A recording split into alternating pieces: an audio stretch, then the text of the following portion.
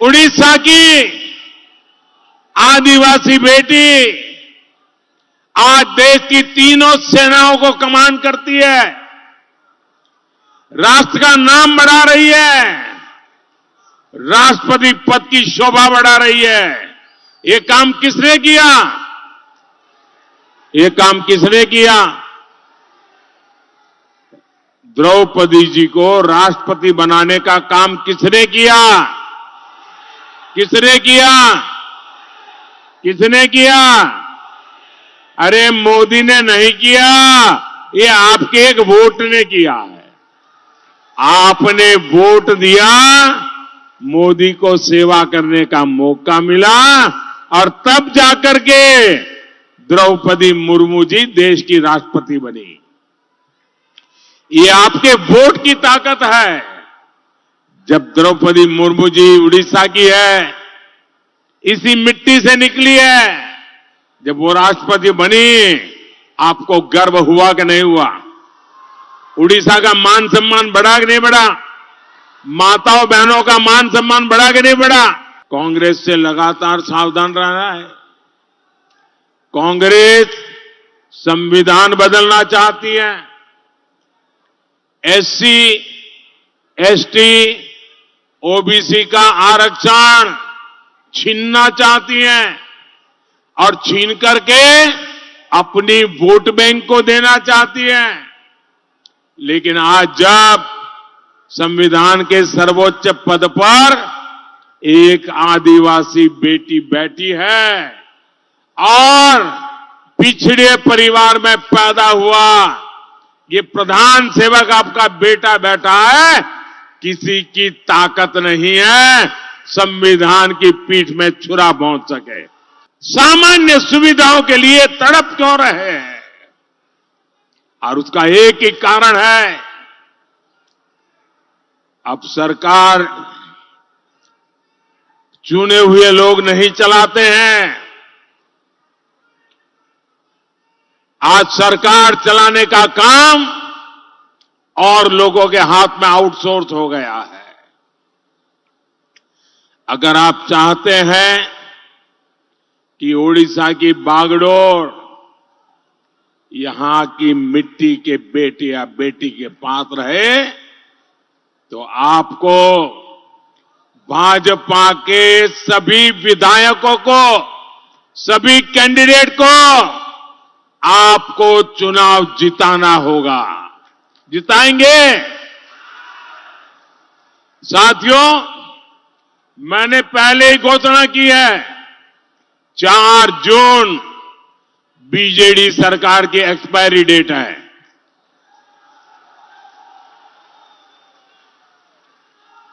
और 10 जून को मैं आपको भुवनेश्वर आने का निमंत्रण देने आया हूं।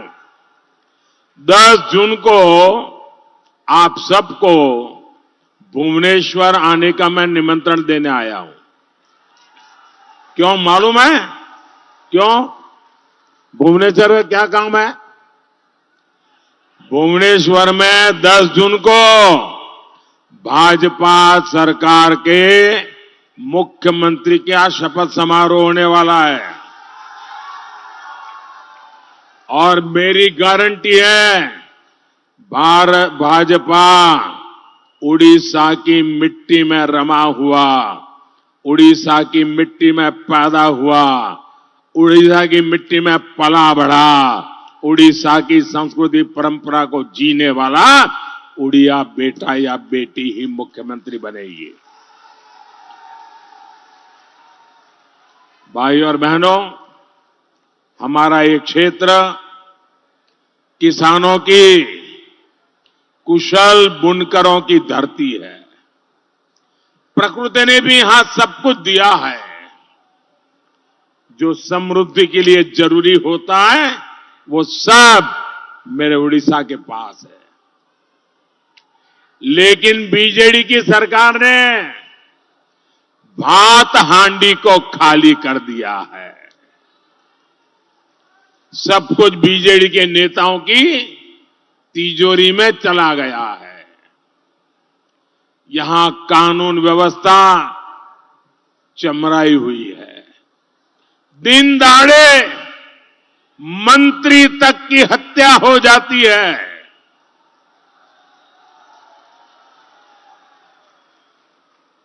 नशे के तस्करों ने, ड्रग माफियाओं ने हमारे नौजवानों को बर्बाद कर दिया है। आप मुझे बताइए,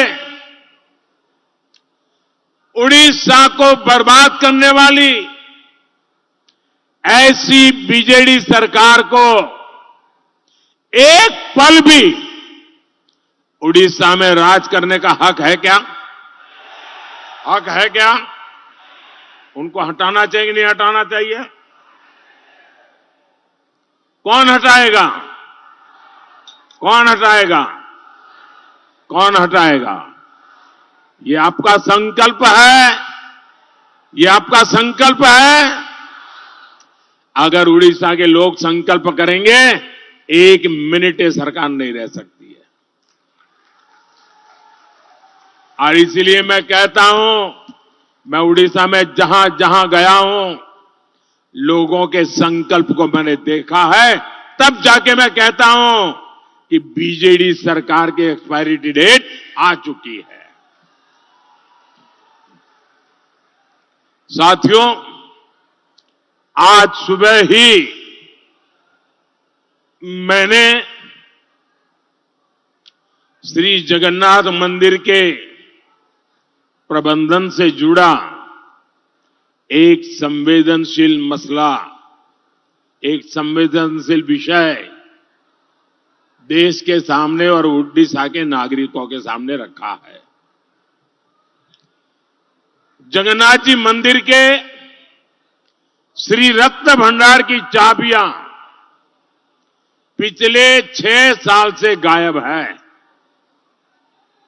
श्री रत्न भंडार में अकूत धन दौलत है, लेकिन उसकी सही स्थिति सामने नहीं आ रही है। उड़ीसा सरकार श्री रत्न भंडार की जांच रिपोर्ट को सामने नहीं आने दे रही है। आखिर उड़ीसा सरकार किसका हित साध रही है? भाइयों और बहनों, गांव का, किसानों का जीवन बेहतर करने के लिए मोदी दिन रात परिश्रम करता है।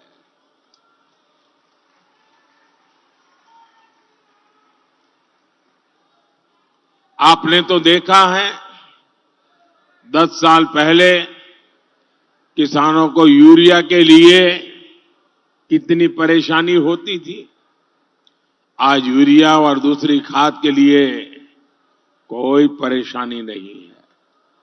पुरानी सरकारों की नीतियों के कारण तालचेर सहित अनेक खाद कारखाने बंद हो गए थे। भाजपा सरकार ने ऐसे यूरिया कारखाने फिर से शुरू किए हैं। तालचेर में भी तेज गति से काम चल रहा है। दुनिया में यूरिया की जो बोरी 3,000 रुपये में बिकती है, वो आपको मोदी सरकार 300 रुपये से भी कम कीमत में देती है। किसानों को सस्ती खाद मिले, सिर्फ इसके लिए मोदी सरकार ने 12 लाख करोड़ रुपए किसानों के लिए खर्च किए हैं। साथियों, मोदी ने दुनिया की सबसे बड़ी अनाज भंडारण योजना शुरू की है। बेटी आप बैठिए, आप लोग कब तक खड़े रहोगे? बैठो बेटा। आपने बढ़िया चित्र बनाया है, मैं आपका आभारी हूं। आप बैठिए, आप लोग बैठिए। अच्छा भाई, एसपीजी के लोग जरा ये चित्र ले लीजिए इन बच्चों से।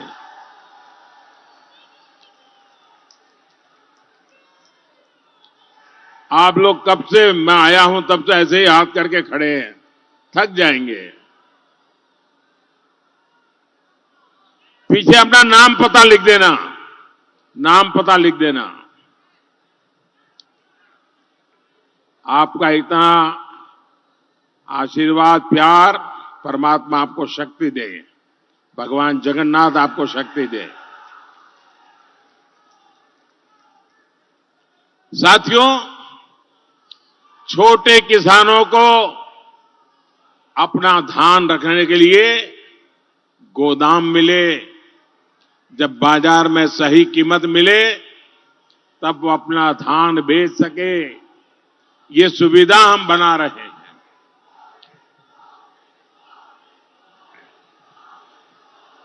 आपका प्यार, आपके प्यार के लिए मैं आपका आभारी हूं जी।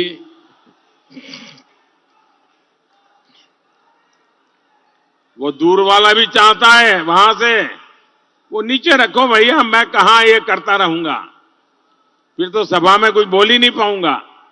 आपका प्यार मेरे सर आंखों पर, लेकिन आप हाथ नीचे करिए, थक जाओगे भाई।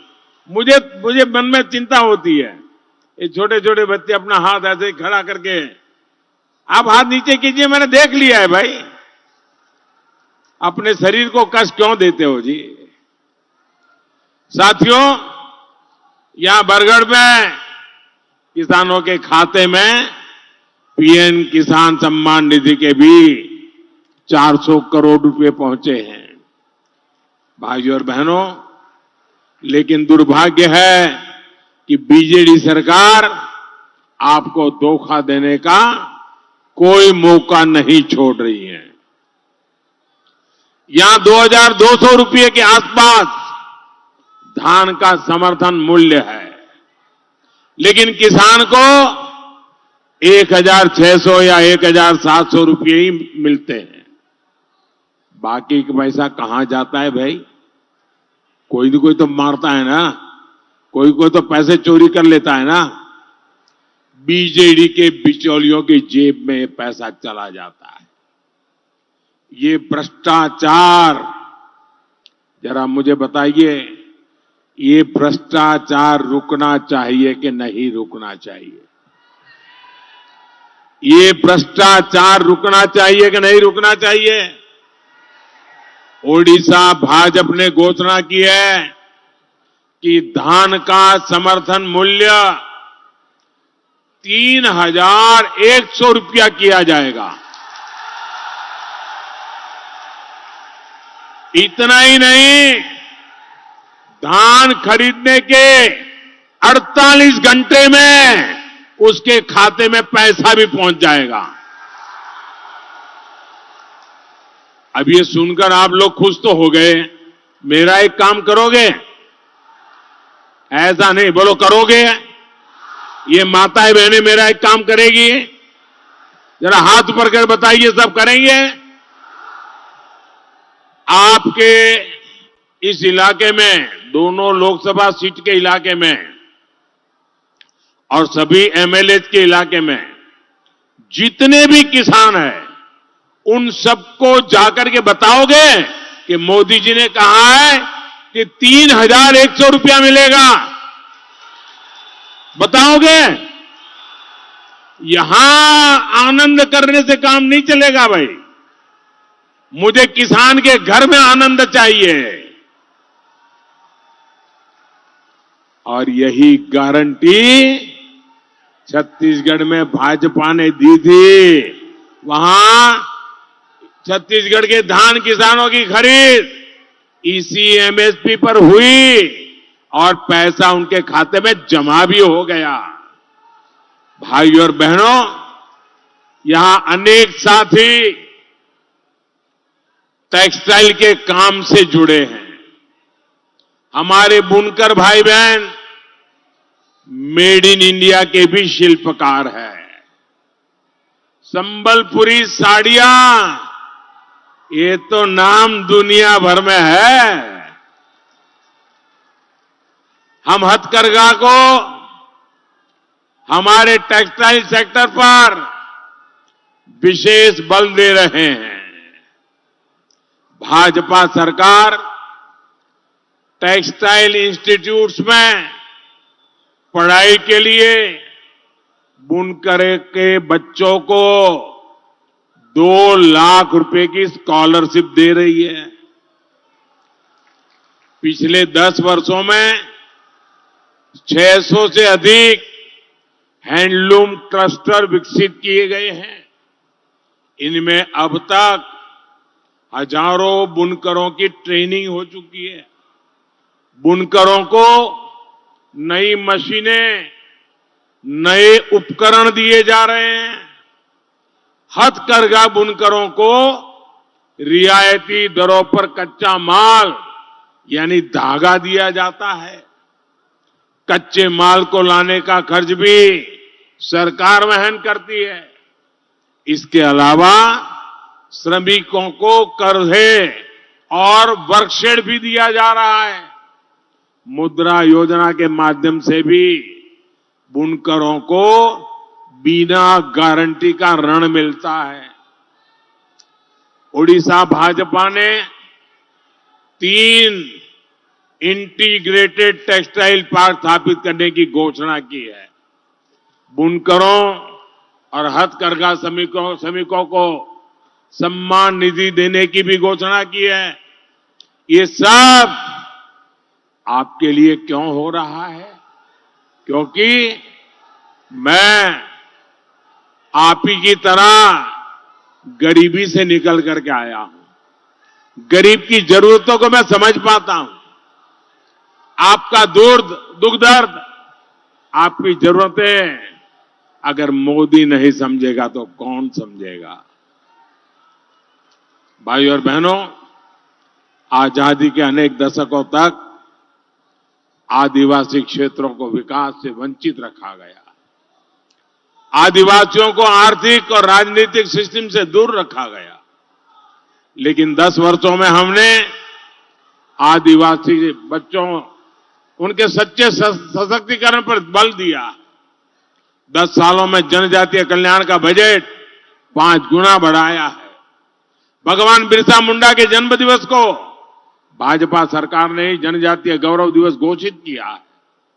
सबसे पिछड़ी जनजातियों के लिए 24,000 करोड़ रुपए की योजना भी मोदी ने ही बनाई है। साथियों, क्या आपने कभी कल्पना भी की थी कि आदिवासी समाज की एक बेटी देश की राष्ट्रपति होगी?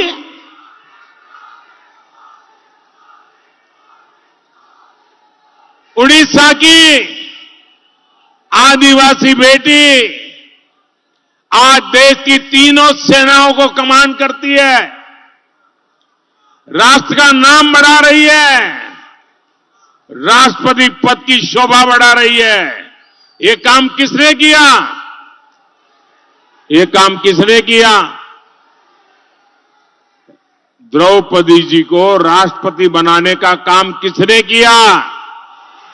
किसने किया? किसने किया? अरे मोदी ने नहीं किया, ये आपके एक वोट ने किया है। आपने वोट दिया, मोदी को सेवा करने का मौका मिला और तब जाकर के द्रौपदी मुर्मू जी देश की राष्ट्रपति बनी। ये आपके वोट की ताकत है। जब द्रौपदी मुर्मू जी उड़ीसा की है, इसी मिट्टी से निकली है, जब वो राष्ट्रपति बनी, आपको गर्व हुआ कि नहीं हुआ? उड़ीसा का मान सम्मान बढ़ा कि नहीं बढ़ा? माताओं बहनों का मान सम्मान बढ़ा कि नहीं बढ़ा? लेकिन कांग्रेस और उसके सहयोगी आज तक इस बात को स्वीकार नहीं कर पा रहे हैं। वो लगातार आदिवासी बेटी का अपमान कर रहे हैं। आपको पता होगा, अभी 4-6 दिन पहले हमारी राष्ट्रपति द्रौपदी मुर्मू जी अयोध्या में प्रभु रामलला के दर्शन करने गई थी। उन्होंने प्रभु रामलला के गर्भगृह में जाकर के पूजा अर्चना की, और उन्होंने देश के कल्याण के लिए रामलला से आशीर्वाद मांगे। लेकिन उनका अपमान करना, प्रभु राम का अपमान करना, राम मंदिर का अपमान करना, ये जिन्होंने ठान के रखी है, ये कांग्रेस के नेता क्या कह रहे हैं? ये कांग्रेस के नेता कह रहे हैं,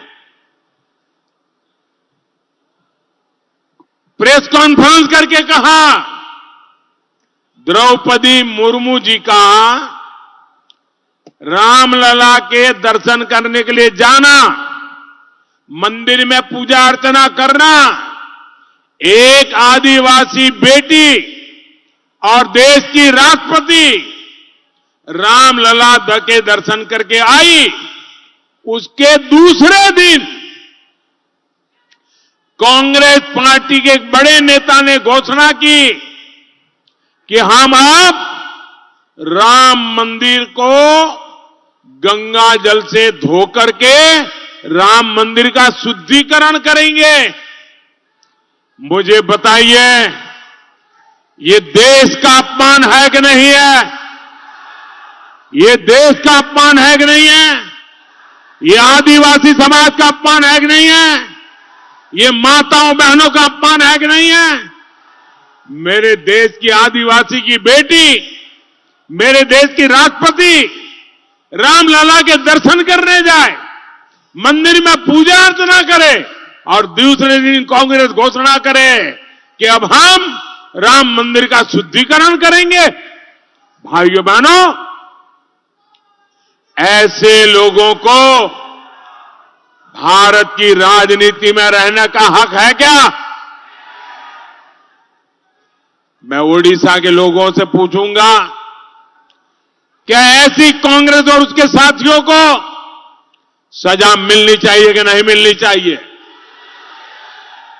मैं चाहता हूं राष्ट्रपति द्रौपदी मुर्मू जी का अपमान करने वाली कांग्रेस को, चाहे असेंबली की सीट हो या चाहे लोकसभा की, इतना बड़ा उन्होंने पाप किया है, सभी सीटों पर उनकी जमानत जब्त होनी चाहिए। इसके बिना ये सुधरेंगे नहीं। और साथियों, आपको कांग्रेस से लगातार सावधान रहना है। कांग्रेस संविधान बदलना चाहती है, एससी, एसटी, ओबीसी का आरक्षण छीनना चाहती है और छीन करके अपनी वोट बैंक को देना चाहती है। लेकिन आज जब संविधान के सर्वोच्च पद पर एक आदिवासी बेटी बैठी है और पिछड़े परिवार में पैदा हुआ ये प्रधान सेवक आपका बेटा बैठा है, किसी की ताकत नहीं है संविधान की पीठ में छुरा भोंक सके।